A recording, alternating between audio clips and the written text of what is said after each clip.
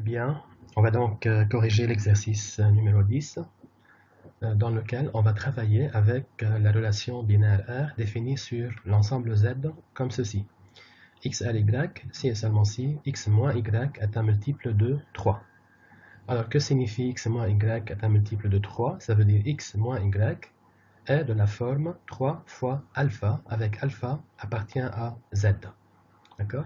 Alors cette relation binaire, on l'appelle la congruence modulo 3. On l'appelle la congruence modulo 3. Donc x, r, y, lorsque la différence x moins y est un multiple de 3. Alors, il faut démontrer que cette relation est une relation d'équivalence, c'est-à-dire elle est réflexive, symétrique et transitive. Et ensuite, on va chercher les classes d'équivalence de 0, de 1 et de 2. Et on va déduire l'ensemble quotient. Alors, premièrement, pour démontrer que cette relation est une relation d'équivalence, on va vérifier qu'elle est réflexive, symétrique et transitive. Pourquoi elle est réflexive? Quel que soit x dans z, est-ce que x est x? Quand est-ce que x est x? X est x lorsque x moins x est un multiple de 3. Or, x moins x est 0. Et 0, est-ce qu'il est un multiple de 3? Oui, parce que 0, je peux l'écrire sous la forme 3 fois 0, avec 0 appartient à z. Bien, comment on rédige ça? On dit, quel que soit x dans z, on a x moins x égale 0, c'est 3 fois 0, avec 0 appartient à z. Donc, quel que soit x dans z, on a x r x. Ensuite, pourquoi elle est symétrique? Considérons deux éléments x et y dans z. Il faut démontrer que si x r y, alors y r x. Oui, mais ça c'est très simple, puisque si x r y, alors il existe un k appartenant à z tel que x moins y égale 3 fois k, puisque x moins y est un multiple de 3 dans z. Alors si x moins y égale 3k, y moins x égale moins 3k. Mais moins 3k c'est 3 fois moins k. Est-ce que moins k reste dans z? Bien sûr. Si k est dans z, moins k est aussi dans z. Donc, y moins x est un multiple de 3. Cela signifie que y est x. Ensuite, pourquoi la relation est-elle transitive? Considérons des éléments x, y et z dans l'ensemble grand Z.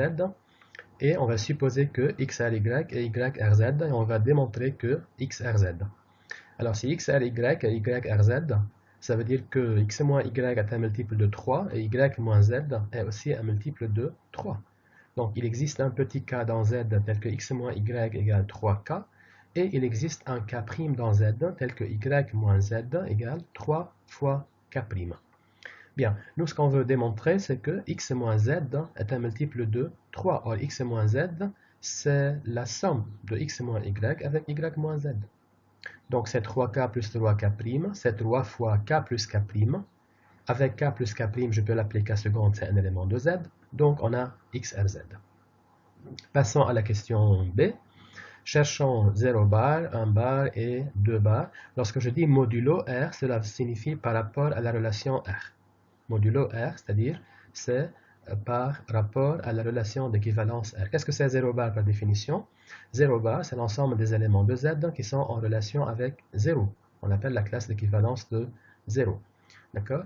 Donc, c'est l'ensemble des x dans Z, tel que, quand est-ce que x r0? X r0, lorsque x moins 0 est un multiple de 3, c'est-à-dire x est un multiple de 3. Donc, 0 bar est formé par tous les entiers qui sont multiples de 3. Tous les entiers qui sont de la forme 3 fois alpha, avec alpha appartient à z. Cet ensemble-là, on le note généralement par 3z. Donc, 0 bar, c'est l'ensemble 3z. C'est l'ensemble des 3 alpha, tel que alpha appartient à z.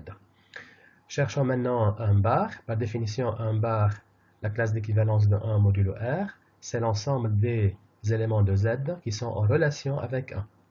L'ensemble des x dans z tel que xr1, c'est l'ensemble des x dans z tel que x-1 est un multiple de 3. Donc, x-1 est un multiple de 3, cela signifie que x-1 est de la forme 3 fois k, avec k appartient à z. Donc, si x-1 égale 3 fois k, alors x égale 1 plus 3k. D'accord? Donc, un bar, il va être formé par quoi? Par tous les entiers qui sont de la forme 1 plus 3k, avec k appartient à z. Cet ensemble-là, on le note généralement comme ceci, 1 plus 3z. Donc ceci est une notation. Qu'est-ce que c'est 1 plus 3z ou 3z plus 1? C'est pareil. 1 plus 3z, c'est l'ensemble des entiers qui sont de la forme 1 plus 3 alpha, avec alpha appartient à z.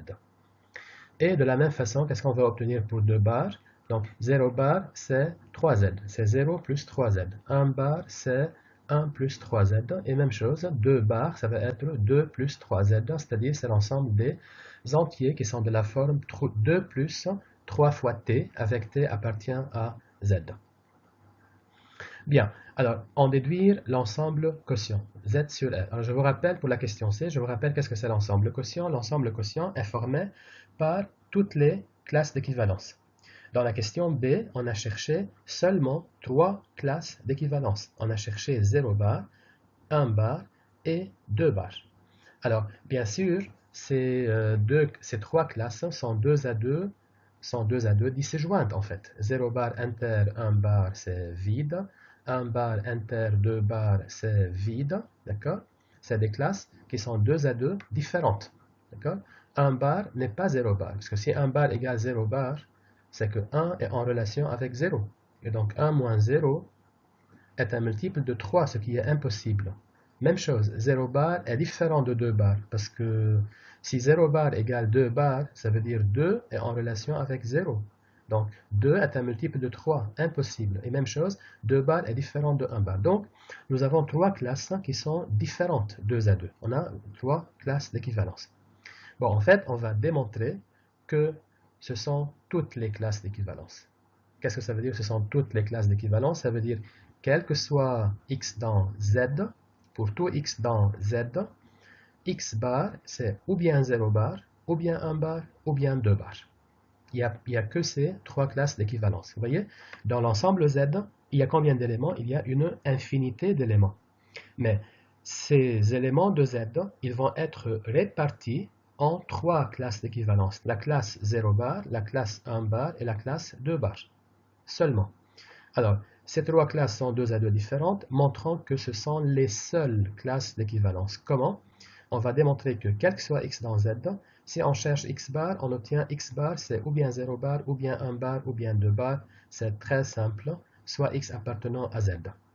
Je vais diviser x par 3.